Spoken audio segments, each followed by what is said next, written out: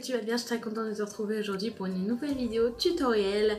Et aujourd'hui je vais vous montrer un petit peu comment utiliser sa pâte Burke. Et moi en général ce que je fais c'est que je l'utilise pour réaliser des pommes d'amour. Oui, parce que moi mes pommes d'amour je les fais entièrement en pâte Burke et ça évite de gâcher de la pâte pour en rien, puisque ma technique de la pomme d'amour c'est de recouvrir de la pâte d'un coulis pour faire le sucre autour de la pomme d'amour ou le chocolat, voilà, tout simplement. Donc dans cette vidéo ce sera du coulis imitation chocolat. Donc j'espère que ce tutoriel va vous plaire et comme ça vous permettra de liquider votre pâte Burke si vous voulez faire une collection pommes d'amour par exemple.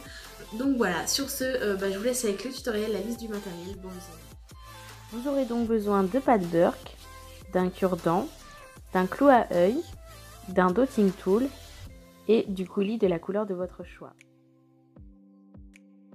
Comme je vous l'ai dit, on aura besoin uniquement de pâte Burke. Voilà, ça permet aussi de l'utiliser parce qu'on ne sait pas trop quoi en faire. Et vous allez juste former une boule que l'on va former en un cône avec une extrémité plutôt plate et une extrémité arrondie sur le dessus. De cette façon, sinon vous pouvez vous aider d'une photo ou d'une véritable pomme d'amour si vous en avez une.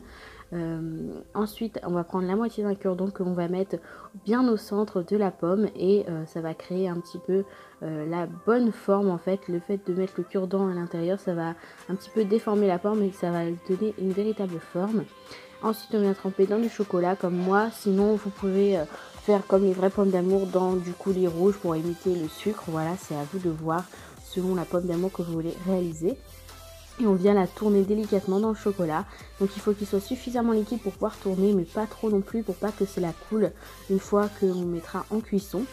Et ensuite je suis venue prendre du coulis vanille et faire des petits fils comme ceci avec mon dotting tool pour un petit peu décorer la pomme d'amour.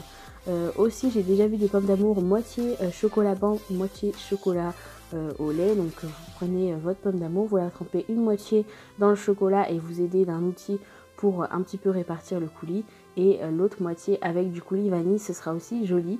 Voilà, mais vous pouvez vous aider encore une fois des photos sur internet, il y en a plein. Donc voilà.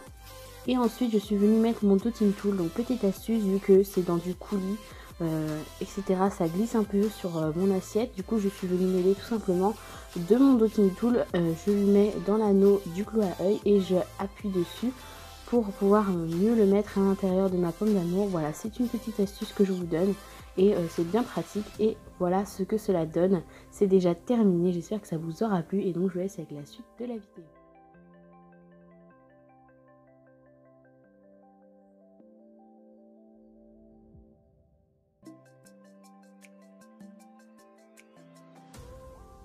Donc voilà, cette vidéo est maintenant terminée, j'espère qu'elle t'aura plu. Si c'est le cas, n'hésite pas à la liker, à commenter pour me dire ce que tu en as pensé et à t'abonner à ma chaîne, ça me ferait super plaisir en activant la petite cloche pour être au courant de toutes mes nouvelles vidéos et la barre d'infos avec un petit peu des informations à mon sujet. Sur ce, je te fais très gros bisous, prends soin de toi et je te dis à bientôt pour une prochaine vidéo. Bye!